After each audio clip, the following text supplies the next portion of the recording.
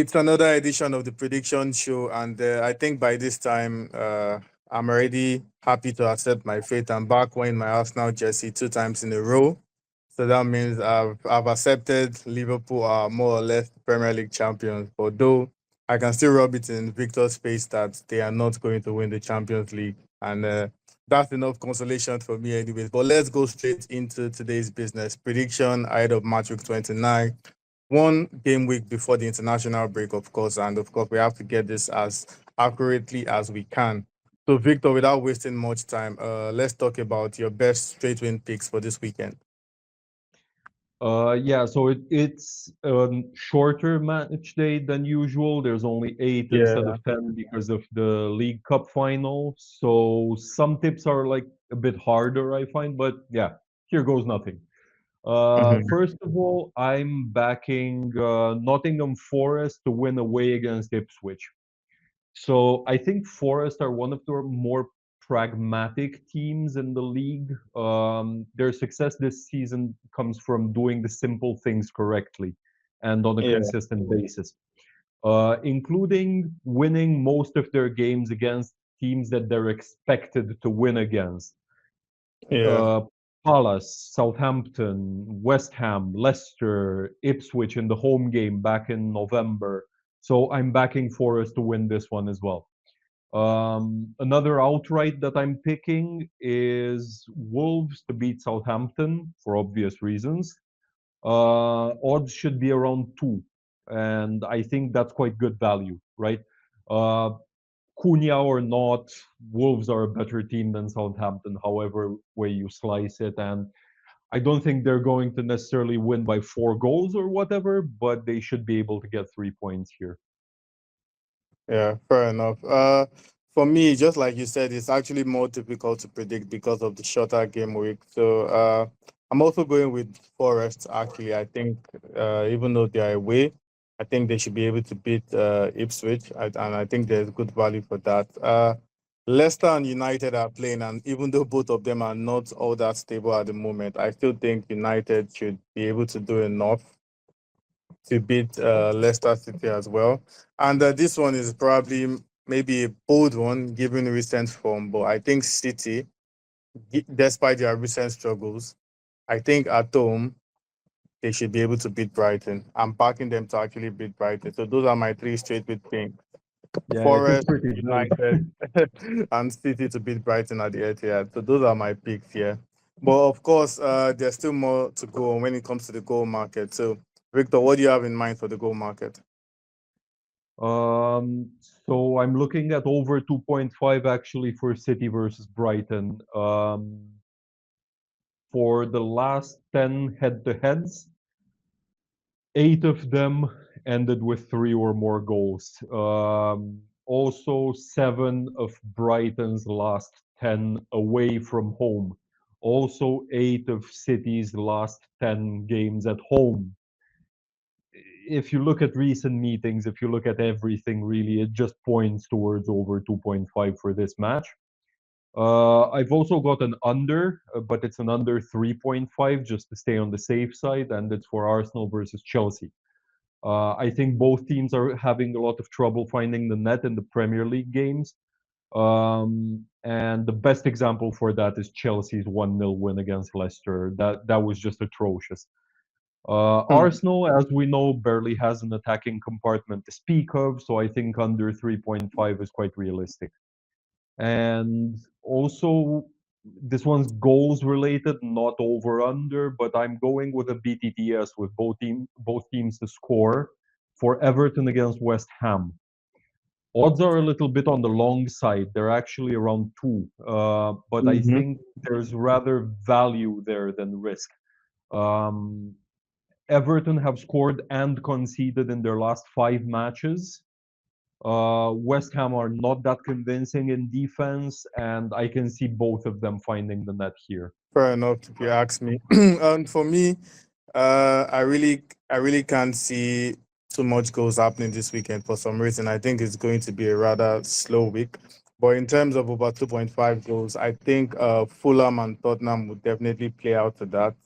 Bournemouth v Brentford will also see at least 3 goals. And compared to last week, where City and Nottingham played out to only one goal, I think City and Brighton would give us more goals this time around. So I'm picking them as well. And for also Fulham game, I think it will be BTTS as well. And then Arsenal Chelsea is going to be BTTS and at least 3 goals in that game. BTTS and at least 3 goals.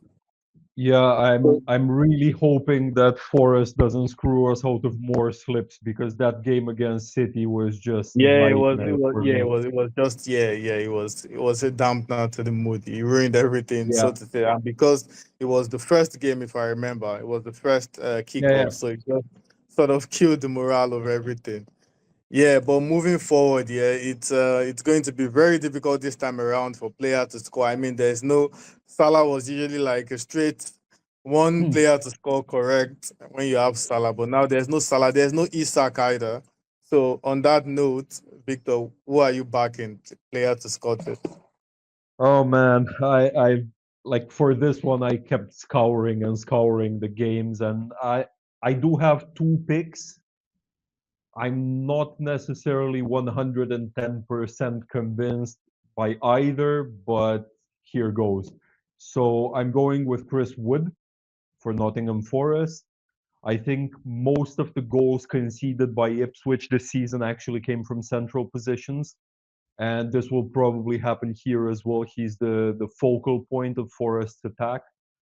So I'm going with him, and I'm also picking Wolves striker Jørgen Strand Larsen. He's priced at about 3.20.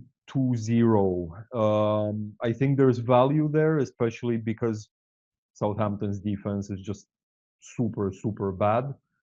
And he's got a good presence. He's a good header of the ball. He can hold up play well enough. And I think in the absence of Cunha, I think he'll be the one to step up and score a goal against the Saints.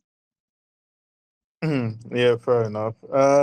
Just like you said, I also did a lot of searching. It was quite difficult to point at someone that could, that you could back and say, okay, he's going to score a goal this weekend or he has a good chance. But regardless, I came up with Wood as well. I think Ipswich, their defense I mean, it's not that great, so Wood should have a good chance. I also came up with Haaland. I know he has not been as consistent as Salah this season, but I think Haaland is still it still remains a threat any day, anytime. And I think this is one of those games where you could just step up to the plate and do something. I also came up with Mhm. Beto because Everton are playing at home. They are usually very motivated at home, and they are taking on West Ham. West Ham are also not the best defensively, and Beto could benefit from some long balls or set pieces or whatever. And I know Brentford are taking on Bournemouth, but Umbremo might be uh, a decent shout as well. It's a tough one because Bournemouth too will not be easy to crack, but Umbremo might be a decent shout also because he's their spot kick taker too. So Alan, Beto, Umbremo, and Wood. But I must add that aside Wood, my confidence level in all these picks are not as solid as recent weeks. Honestly, Yeah, Wood is my only sort of confident pick. The rest are a little bit on the fence, but yeah, uh, yeah. No, that's about it. I think you might be right though with Mbomo also because Bournemouth must be a little bit low on confidence right now after surrendering a 2-0 lead against against Tottenham. Yeah, I cannot imagine them being like mentally 100% right there. So I think there might be a fair chance of Mbomo finding the net. yeah, fair enough. And we move on to same game tips, Victor. What do you have in mind? Yeah, I'm actually staying away from the big game this weekend. I'm staying away from Arsenal's game. I'm picking Leicester v Manchester United for my same game parlay. I've got three lines on it. I've got BTTS because both teams are very shaky defensively, I find. I've got a double chance of draw or United to win. and I have over 3.5 cards in total. The overall odds should be around 3.25. I think there's good value there. There's not that much risk. I refuse to go with an outright for United because, yeah, you cannot count on United these days. But I think a double chance is it adds a little bit to the parlay, but it also keeps it with a safety net. Yeah, fair enough. And just on a final note, bold opportunity to pick from. Let me go first. I don't really have much in that department, but just my bold picks is three teams scoring over 1.5 goals. Three teams, and the first one is Everton. Everton over 1.5 goals against West Ham. Forest over 1.5 goals against Ipswich, and then Brentford over 1.5 goals against Bournemouth. Those three teams will score. Those three teams alone, not the total match. Those three teams alone will score at least two goals. So, Okay. your pick, Victor. I'm backing Brennan Johnson to score for Spurs against Fulham. Um, I know Fulham don't concede that many usually, but I think Brennan Johnson is just as much of an unknown entity for opposition defenses as it is for everyone. He's had a fairly inconsistent career at Spurs so far, but on his day, he's a very solid attacker, and also the odds are quite long on this, so it's about four on pretty much all sides. So I think it's worth a punt. Fulham, they're not conceding that many, but they're not that solid defensively either. Like it's a fine balance. So four seems slightly overpriced for me. Yeah. That makes sense.